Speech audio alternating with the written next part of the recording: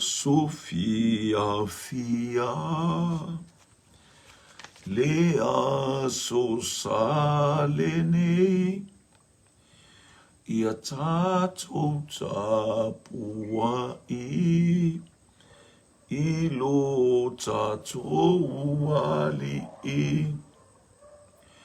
E tele lava So E tupuai tinga A ole nei lava So tātou Te file mu Le aso e paia Ele ngalue ai Ai tau o aso e se E ngalulue ai E sili sili lava Lene ya solele E tupu ai mana tu ime a ilunga Ia tātou fia fia Io na itula Pei ole a matanga O aso ilunga Yesu ia e alofa Ai ule o lane Ia tamau ai ma o e ile Nanu ulelei Ni e lawa o elo mātou to mā Whane ne elo suafu pa ia e whaamau Sila fia mea umalawa lo mātou atua ili nei tae ao Mātou ala whae mai le fia fia ma le oli oli mātou ala whae mai fo i le ie iau whaamanianga Whafo ia te oele vi inga le whaamanu ma le whane tanga Ala kai ta lo pai Wanu malo i mea umalawa Hallelujah, awai le lei o i o vai whaavavau lo walofa. Mātou iai le ie le unga le nāwa i aso le ie nei u mātou mōmai le a matanga o le vai aso i au teita inga malau whaamanuianga. Ia mātou sāwari a fo il nei vai aso fo il ngata i leo lou sāpati. Hallelujah, le a sā mātou te fia fia ai le ie ma oli oli ai tasi malau e kālesia. Fo i maalalanga fatasi sa fai lotu tangata i lona fale. Sa manu o maalanga le tangata i lona ainga. Ia ne yaso fa moe moe mātou te fatasi ai le ie. Mai le fale le ainga ma le aiga le kālesia. Mātou o mai se i o mātou. Noti mea fatasi lele ie whaeloa ele oli ma le fia fia whaari fo i au wabenga mlo mata utia lele ie i mea umawa e saunia ta mātou wala au ia fisoso mai anga le mai le nei tae au whamunu ia upenga ta whaelangi lele ie au mātou o ia le nei tae au le anga i mai o lou a inga lele ie mātou whai a reto ma le wina inu mia ma Fasoa fatasi o mātou loto ma le oli oli. Hallelujah. Ia o fasoa mai e le anganga pa ia. Ia o le mātou wala au le nei tae au tātou mala ufio. Hiu me uma i lo vi inga ta mauna o Yesu. Manu ia le anga i ato lau tala le leile nei yaso ato. Amene, amene, amene. Ia. Ia le li nei tae au. Mori le nganga whaaftai, mo le nganga whaatalofa, le nganga whaamalo. Ia le wholaunga fo ia le whanau le whaatuatua. Ia tali i ma le uso. Ia le awhine. e la ngata foi lea o le tamal tina au na lea tuong foi tatou o mai nei vaenga o le tai au ia vi ia le li fe lava se mea o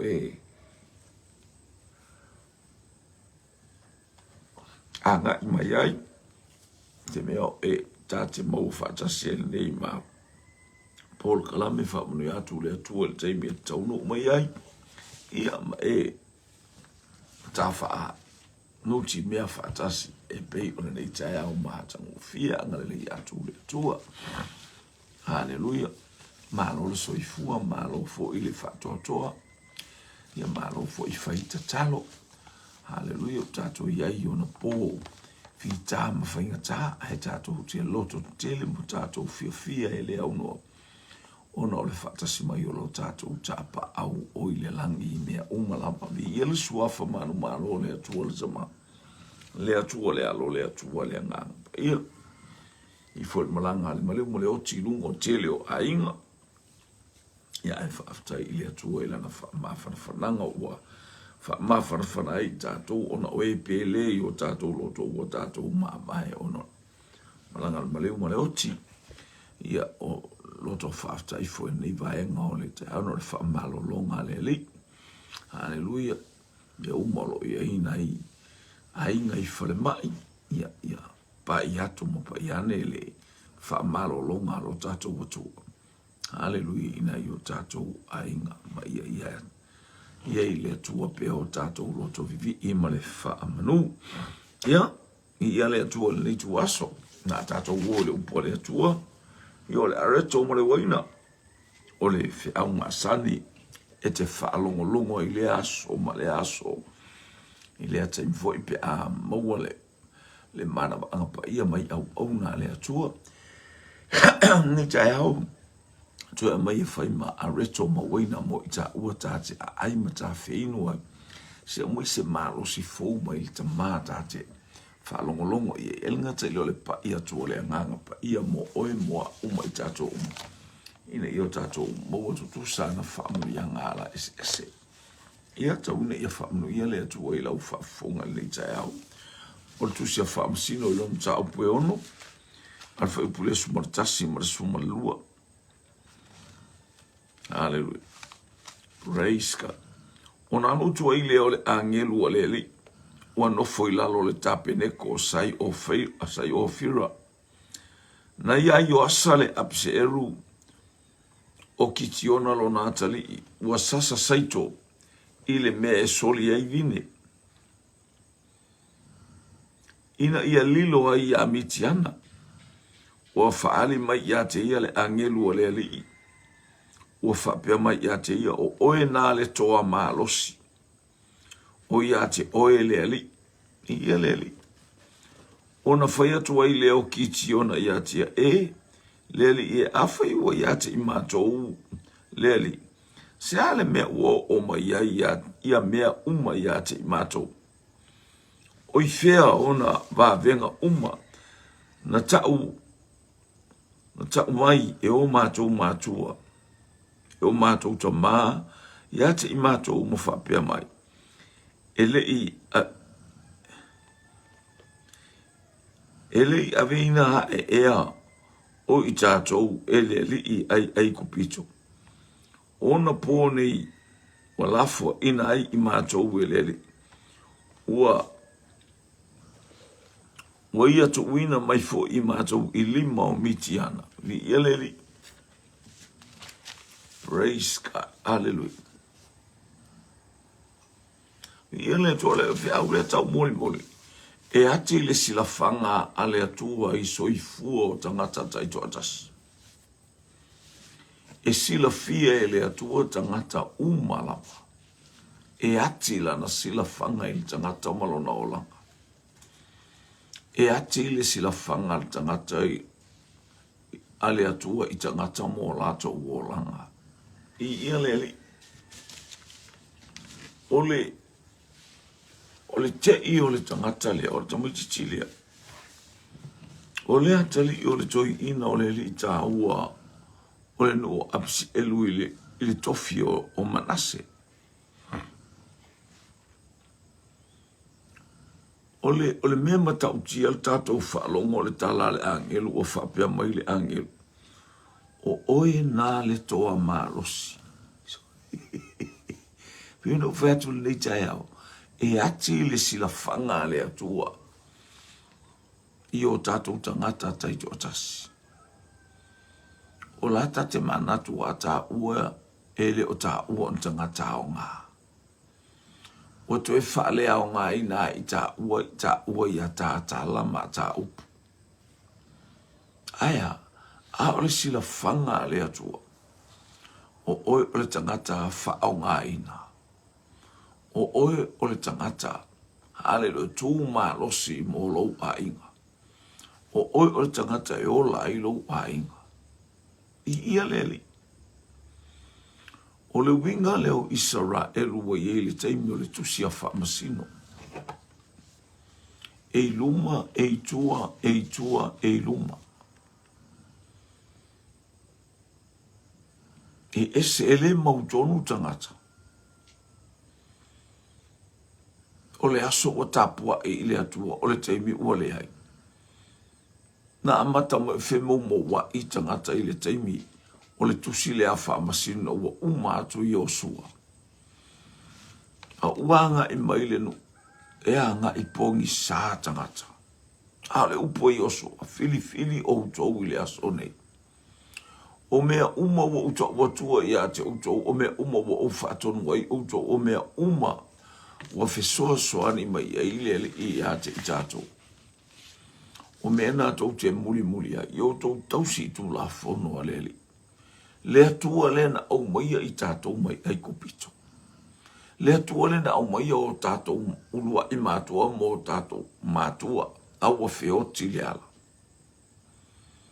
Nā au mai tātou le a ao mālosi, wa longo a ai, so se mea o le nei tū o le lalolangi. Ma le lalolangi a toa. Ile mata utia o le atu. Le atua lena ia wha mate ina le sami. Le atua lena ia au maia ia te i tātou le tū la fono e ala ia mo se pangalea. Ua oti le au nā le atua. Ia le. Le tal noi o suona au maia le o le nu ua ngai. Nei ma tofi le mea tau te no fuai. Tofu me no fuai le a inga la tofi. Ale woi baba ai atu. Ua whapea pea atu outou. A le upua le atua. Praise. Ua whaangalo ngalo e outou. Ma tātou whaangalo ngalo le upua le atua. A le ai ati le sila whanga le atua. E ati le sila whanga le atua i loto taitas. O le ua o mai teime o le whaamasino le uti e ta ua tua o le whaamasino lona 5 le o Israel. Na mua mai a e uta. A ia o tineru, so o mai ma e uta. So o mai ma sa maa. Ia so o mai ma te pora. O le ua o mai a. O le ua o mai toi ino. O kiti ona. I ia leli, o le 5 ile nei o whaamasino, o whaipea e Israelu le melea.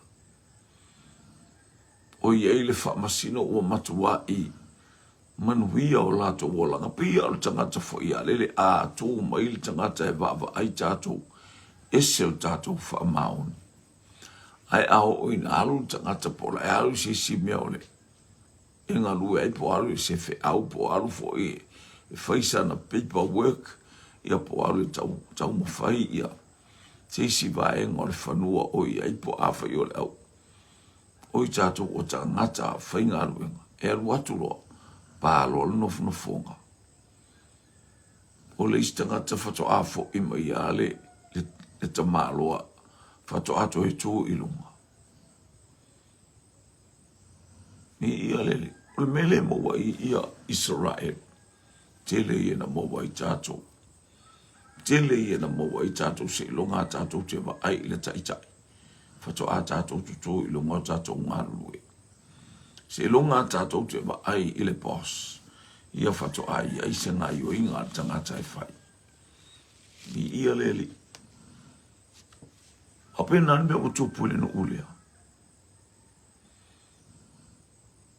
E loa le atua, pe ao o le teimi o fita ma whaingita, o na oa o mai leo se eta se pei o whaamasino, ua iaine. Ai afo i le whaamasino wato e pua afo i le ame, wato e fo i afo i le pua i ona lopang. Pei ia o le mea o le winga o le upu le whai mai e le tusia. Lua le pe te rumata upu e lua le whai muli mulia, ua pei o le pua wato e fo i lona lopang. Ua pei o lea. Ua pei o le uli ua toi fo i lona pua. Inga ua toi fo i a ili mea tasi. Tusa le lei male. Ma le vaenga le le. Le tala noa mai tusi a whaamasino. Mi ia le li. E ati le sila whanga le atua. Ile soifua o tangata taito atasi. Ua sila fia fo i le atua le tangata au ngā. Ua sila fia fo i le atua le tangata whaale tonu le me tupu mai. Hallelujah. Ele au ngā umafua, ia la au le bao, ele tofu ma le au ngā.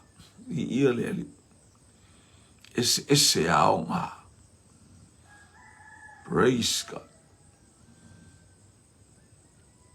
Ua anga le anga fo ile no ua toi fo ile no e faile le anga sala toi I fo I tupua.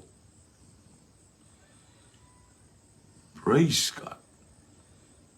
Ina ua mawai atu te pora pangalea se tamaitai se tina in a songa ma mata ala a wale wawai atu ile no ia ola le leima ia ola mata ngofi. Praise God. Mo umatu te pora. Ai saule tala. Sole. Wa nga e mai tangata. Wa toia nga sala fo ilno. I ia leli. E viswalongo mai fai momo. Ona fai ile whanau Israel o le amio le anga I lumo leli.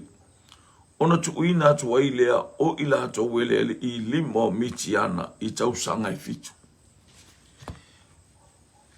An me wala ina alwe se le atua mali. Tua sa le atua. Mana ole atua e faise se ta ua ma faise afo. Ma faise fainga ilona no. Pangale ua matua ola le anga ane no. Waru e se le atua. Aya se tu u se sasa. Na mora tala le atua na ia fetala e sasa ilana whanau. So se whanau e tauna sasa. Lea. Ma o iei le ao le atua. O sasa le atua o ave whaapolonga. Hallelujah. Whaapolonga ia miti ana. Nuku se sae. Hallelujah. Praise God. Walato uo mai. Walato manu malo ina mea na walato whaia pei o ilato o tabini. Ai pei o miti ana tangata. Pe o miti ana o tangata ia e ana mea. Mi ia lele o matua whaapolonga. O le mea matautia le tate maua mai whai upule ai. Hallelujah. Le tate maua mai whai upule sultasi masulua. O na alua tua I leo le angelu o le I ua nofo. Praise God. O nofo I lalo le tapeneko o sai o fira. Na ia I o asa le sa apseru. O kiti ona lo natali I o ia sasa saito I le mea e soli ai vini. O mai e male o langa pe o vale valea e whaifi au. Hello? Ai se alanga o fefefe. O so se mea e whai elele ina whai se mea isa e turi mata I po fele mea o mai e ia fita. Pe o mai e inta ngata mitiana. Pe o mai e tangata mai sa wa e fefe el tangata ai se alme o e fefe. Ai se alme o fefe. Ua le whaalongo I le fionga le ato.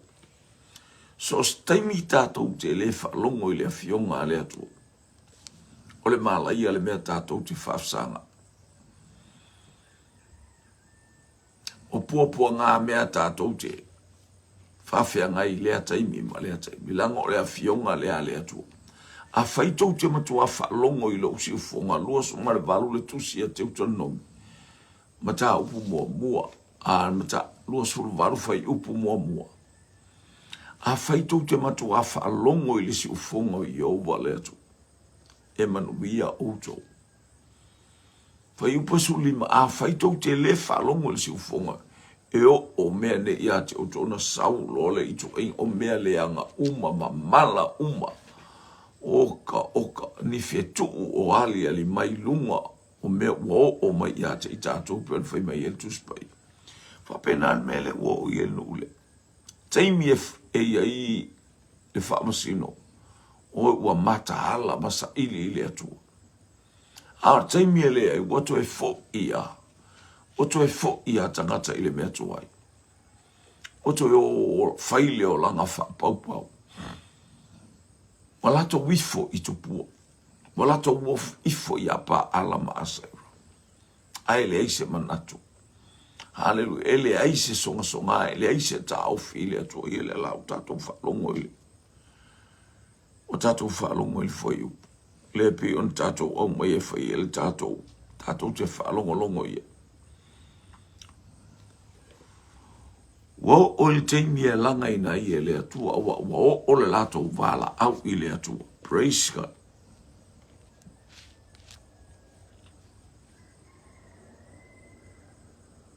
O le lato wala au i le atua. O lato leo fefe ma le pala a ai i le atua. Ua fia ola e pe o le pala au le una ia i ona po ai kupito. Ale na tau atu ia. Pe ona po ai kupito. O le wala, uwhafonga le atua i o lātou leo. Awina mai le atua o mose. Leo o le teimini oka e matautia le mea o ia te i lātou. So se teimi e le anga i o lātou o langa, so se teimi e le anga ai, hallelujah, le savalinga alenu. E whapena o nā fi ui mai le atua i se awala. Au mai me sasa i whapena i tātou. O a mai lo wolanga nei vai ngole tai au. O a mai so i fua mo tātou wola sa ili atu. Tātou te o i lotu ai piopi o a tātou wolanga ai tātou te whaia mea ino sia i tātou milunga o le atu. Tātou te whati ngā e whina ngalo lo tātou ta mā oile langi i teimi uma. Elu tātou wola le talitonu, tātou wola masalo, tātou wola le wha ngalo, tātou wola wha maualunga. Tātou wola pepelo mo le tātou wola whaita anga leo la mori lua. Tātou wola le ta whai ainga. Tātou te le whai ainga le lei. I ia le tu. O meia le tātou te tase e mau tātou o esei. Ar tātou fia i ele lotu le asa. A leo langa le vai aso ato ai wha le tonu a leo langa le vai aso ato. Na ita mai ai lea masina lea wao o mai afo i le amatanga o le hallelujah le whai unga le masina o le sāwari vali atu i le aso sa muri le asauni. A le vai aso muri le o tātou atu ai. O le vai aso muli nei o le masina. Ia leli. Praise God. O le bawe o le tātou whalata i le atua pia o le tempe o le tātou i lofa inga pā lota fo i le tātou tatalo ia i le atua o le tātou whalata i le atua a. O le tātou whai mea se ia mo le tātou. Hallelujah. Tātou whai mea le anga i te leo tai. O lo tātou mana onga tawa ina ia whamana Whataunu ue le atua o tātou mana onga. No wainga e sila fia e ati le sila fanga le atua i tangata taitasi. O le mea matautia, o nā luto i leo le angelu aleli ua nofo i lalo le tapeneko. Leo i, aia, o kiti ona le atali i le atali ile o yoasa o kitiona lo na atali wa ia sasa saito ile me soli e vine ina ia lilo ia mitiana le mana ongor tangata le ia awana ilo mai ia mitiana o le saito le mele le tangata le o le mana ongor tangata ia lilo awana ilo awa mai mitiana pe ia o lato esa satu ia esa o mai mitiana a ua faise mes ua ilo atu wa ile vai ma mo ilo atu wa ile pala ai wa ilo atu wa ile fefe o tangata a ola sila fia ile atu wa le loto tangata e mo i e wina pala ai la ua utilo ai ole pala awa le atu e pi e ati le sila fanga le atu wa le tangata o tangata umole nu ula mo moyo o tangata umole nu ula fe mimi ye o tangata umo la sola e moyo le sola tangata le a o le faila na ngaluenga e tausi ai lona ainga e tausi ai lona tama e ina se sele mea le e fatino ai le sanga o lana saito a o le tangata o la sila mai le atu o le tangata lai ai lona fa moe ia ola lona ainga e ala le tapena ina o mea aima mea tau mo fois tangata wana o le lafi o tala tuspa mo wala lafi vanu o ilalo mo meo lalo o maunga ia wo ia iana praise God sole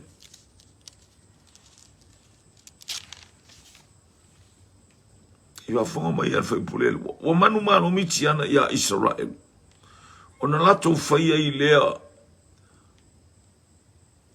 ona fai ai lea ele whanaunga Israel mo ilato o lua i le maunga o pu o lua i le maunga o ana foi ma olo ona o mitiana ato to mea Israel ona wa e le o mitiana ma Amaleka ato o matangata mai sasai wa lato wa e lava e tau ma ilato o e va il melefa Rono winga ua fefe to e faini fato anga sia o Saul pala ai. Mai fea le pala ai. E tu ia ia le atu.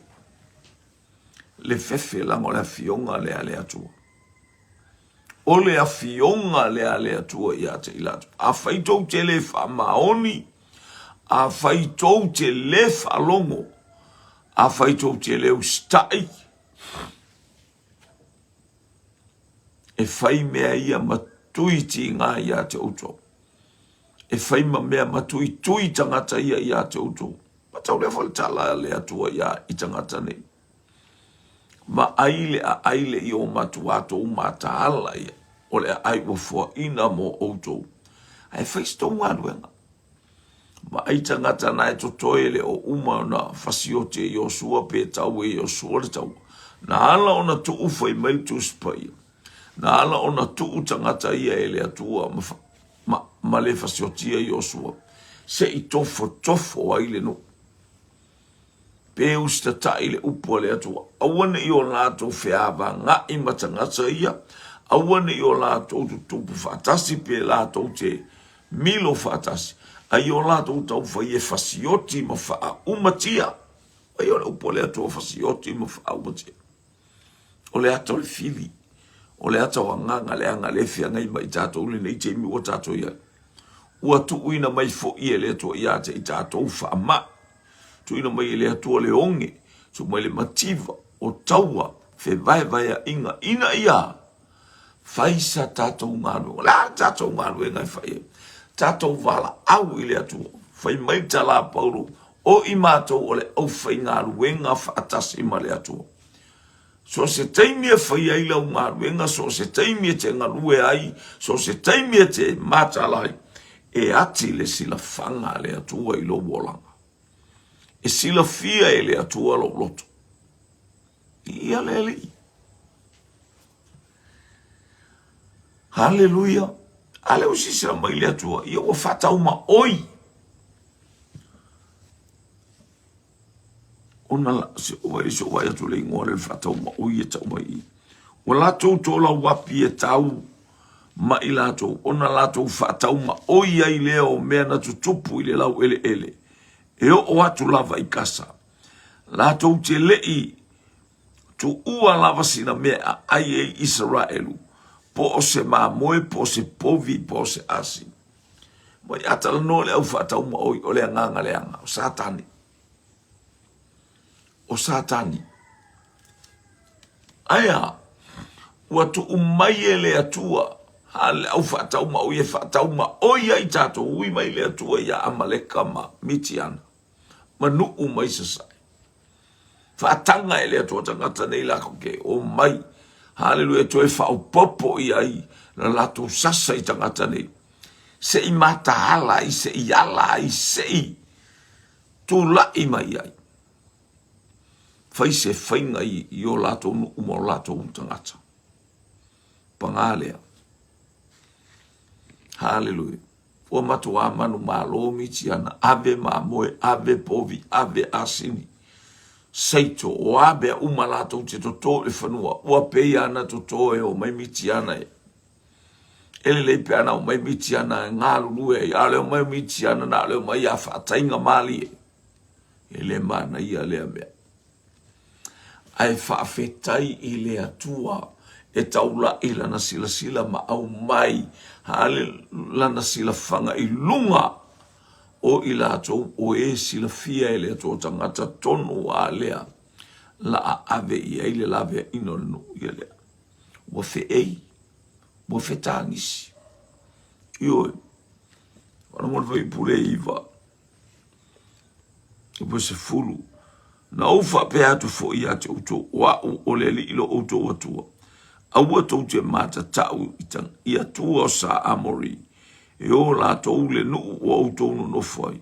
A ua autou le ana i la u no fatu le atua. A ua tau te ana le ua i fo iai. E ti ngana vai atu na almena al fai eto mai al lau faiwa. Ai le to e alu i tu tonu o lono faa i tu lau. Wa fai tu pua. Ngale e ko mea i e faa manga mai pe o tato wa i ata maoli e fai. E o atao mea na a. Pe o tato wawa i atu i mo meo fata ngata na e taa solo i leo. O ata ia na fai lima, na tusi lima na i fofoa i le papa. A lea wo oto e tapua ia. Ele mingoi, ele siva, ele ata mai. Afa ia ole atantua e fa na fa ala ftai ia i mai la to i te miu. Ele e fa pe alu sau fa ia se swinga. Alu sau e vai atu o i fia. Alu ole me ana tu mai e timu ia. Ele muli mua ia. Ale ne ia i foi ia. Ia pa ala ma asaira. Me ole tino, me fale tino. Me fa ia tangata. E ati sila whanga le atua i lo so i fua mla wola. Ia le utau mai, le tata o i tuli atu le tamara. Pora me ua mai e le wha vale ia o kiti ona. Praise God. Ua whapea o whaali mai le angelua leli. Au si mea mua le ilunga atu le whapea mai. Na ia i o asao. Le apisa eru, o le tamale o kitiona o yoasa. O le makua ola i kupua, o le makua fia, o le kamalo o le lato no ui manase. O luma o na fale to tua i ya tau pa ala, a tau asaira. O kupua ia. Ai fafta ia i le atua e sila fia i le atua le loto le atamaititi. A olona atali i lea. O lona atali i lea e ingo ia kitiona. Whalongo le mea lai e kitiona. O lona atali ua ia sasa saito i le mea e soli ai vine. O le mea soli ai le vine. Alleluia. O i, o lalo le mea lea, soli tono le fale. A wafai o ia e foam up mai, ia fai e le waina le tātou te inua. E o tangata soli, ia taimi nei ia leu whao ngā masini a wala aso, na soli. le ilo pe furu vai pe le furu tala e soli ai sei e soli ai le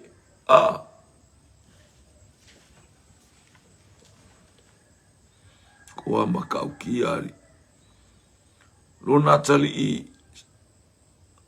o kiti ona lo natali ua ia sasa saito i le mea soli ai le vini o sauta mano ma le saito o le saito ele ngalu e fatasia ma le waina o le waina e maua mai ai ia le vai le tatou te inu ai e maua mai ai se vai whaamaro so mea sa inu ai ia le nu tu sa mala tau fato ango mea whaina tu ie le atu e whapena o na o lai a le mea ua tupu o le ua mai soli o le soli o le mea soli e le saito a le ua sau la uma i ele na e soli e le waina a le ua sau mana na saito sasa ai o longo vinga ua le au ngare o le saito e tatauna sasa i se mea mawalunga po se a enga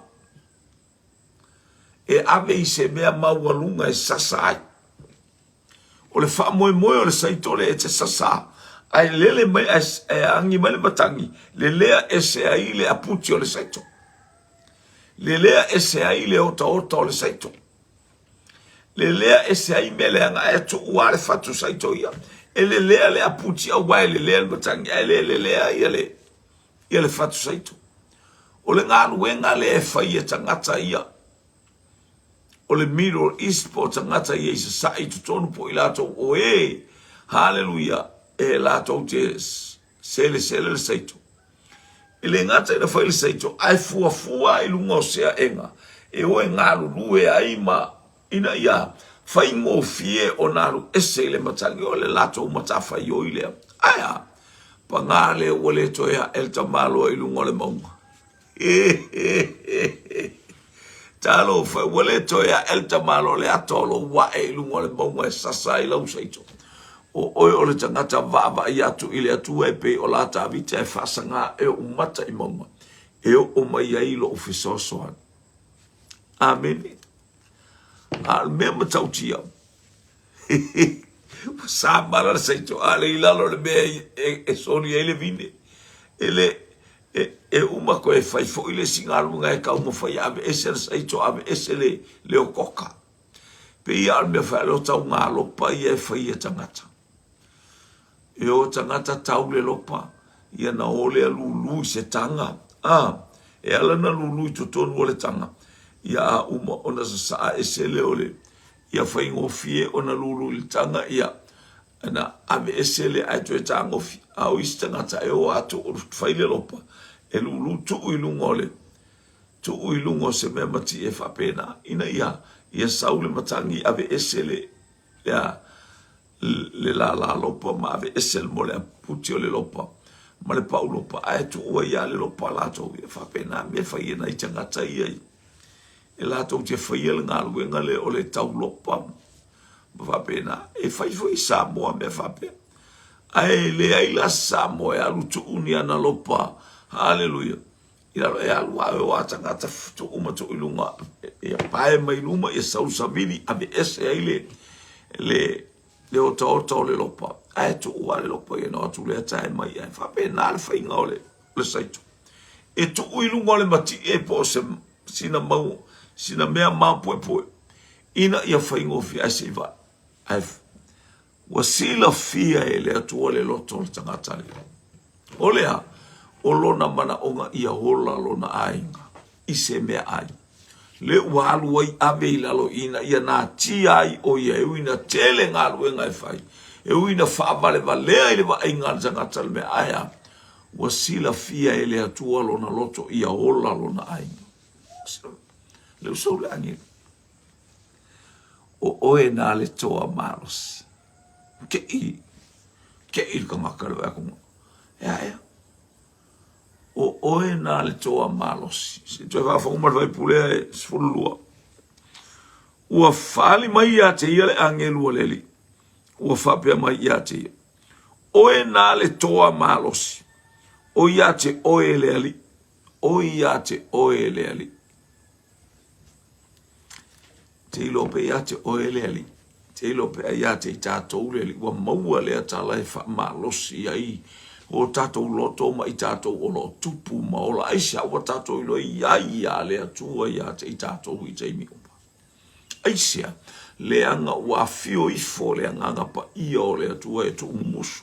Fo mai le tala le tusi pa ia le tusia a Ioane le tusi le ka le sia i lao te ka ia o te tu i le faitoto amatu i tu i atu. O te tu i le faitoto amatu i tu i atu. O laia fio mai ale anganga pa ia. Ina ia tatala lo loto, tatala o tātou tangata. Ina ia se i faa fio le atu o lo wanofo mai le atu wai fafa. Dewa sau le angelu. E ati le silafanga le atua i o tātou tangata taitotas. Fiel mela e te ia silafia le lei o le atua. Le alo malo sua silafia le atua o le tangata o le lumana. You are the future, hallelujah, of God's kingdom.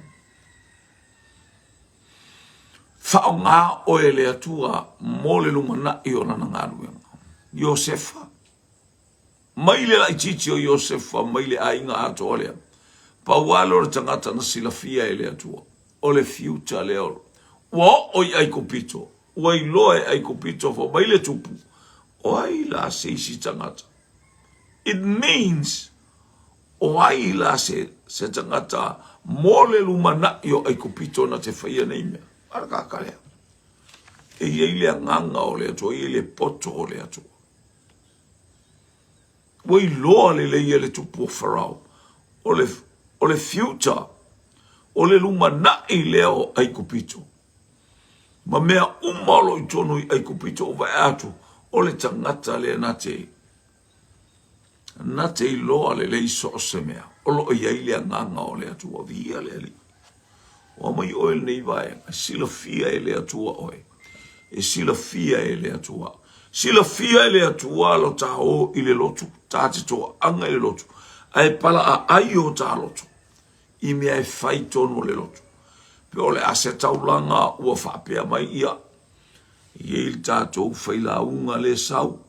E il tātou whailaunga inga le la whai. E whai mai ua e situlia.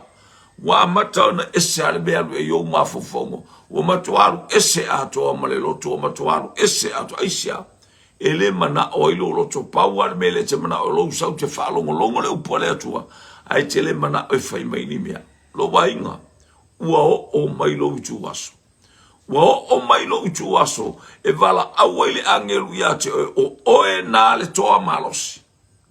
So se mea e alia e mai so se mea fai tele sola. E tele aru ese. Aya, te tau mo fai e te awai mea uma e fai e lo wainga.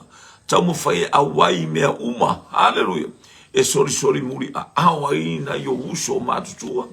Tua fafine matutua, mai lato uma o e matutua. Hallelujah, awe te sola ese whakao ia o lako ia ngal. No, whao ngalo o e le toa malosi. O langona tātou te langona e le mana o le atua e te whaavai. Hallelujah, e le mana o le atua e te solo muri. O le mana onga le o le atua so stasi e tupu mai e ta lia ke riso e whai mali ima whaola. Na te iloa Yesu, tau ma whai e olai. Hallelujah. Awa e te solo muri. Awa e te sola. Ele i sola ese ke riso. Foi mai ke riso ao se whaafiti a tau. O te whaafiti a fo i le tangata i lunga o lo toma. Le a inga o le atua, le a reto ma le wainel. Ua sau le angelu va ai ia. Ua va ai le angelu ia. Ia kitiona. Mai le atua na awina mai ai le angelu. O mea uma e whaia kitiona. I ia lele. O mea lai e le malosi. O mea lai e le whatonu folau. O mea lai e le lui tau. Hallelujah. E ola isi tangata. Sila fia e le atua o le ola tanga le malef. Luma na e le o le nuku manase. O le tamale o kitiona. O i e manuia ai. E le ngata i manase e male ainga o kitiona. Ae manuia ai Israelu ato. E a o ina ai Israelu I lea taimi. A o iai. Israelu elelei nei le anga tai au lelei tai au ai le anga iona talatu e whapena a umana lelei wo le anga a umana le anga wo lelei whapena whalonga tulo ua manualia wa amata na lelei mai haya umana whalongolongo tatou whalongolongo i le whiaua le atu e ati le sila whanga le atu po whele me teno whai o oil tangata o sa tā pena e le atua i le nei tai au e whaamanuia i lo ai o aunga i o inga uma o a mea uma e te whaia hallelujah so se mea te malanga iai so se mea e te whasanga iai e manuia o wala uma e manuia lo wola e manuia lau whanau e manuia lo tolu e manuia mea uma i lo whale e manuia lo ainga ai ale ngalu e ngale atua e ati le sila whanga le atua i loto tai totasi ua sila fia fo i le atua oe i le tai au nei ua sila fia e le atua o le whi aule na e whaatali e mole i unga mole amatanga o le vai aso nei o oe na le toa marosi le utapena nei le whainga whiliwhilinga le aturu i ale ali de ua tapena le whiliwhilinga le aturu whea le mea la e te iai whea le mea le te ngaluei ua sila fia e le atua so se ngaluenga ai ua sila fia foi oe le atua le mea te whaia aua e sau e whalongolongo fua i le stangata ua tō fia mai oe lo a inga ma le itu maro e sau e whalongolongo a whai wa ia le vaenga whaupwhai e le vaenga whaupwhai hallelujah ia whai lo leo ma leo e manuia ai aua le whai lo leo ma leo e nā e te le isau e nā lo leo na e sau e whai o le toa malosi e mo moli ai savali e mo moli ai le whiau e mo moli ai se manatu lelei awasa moa maona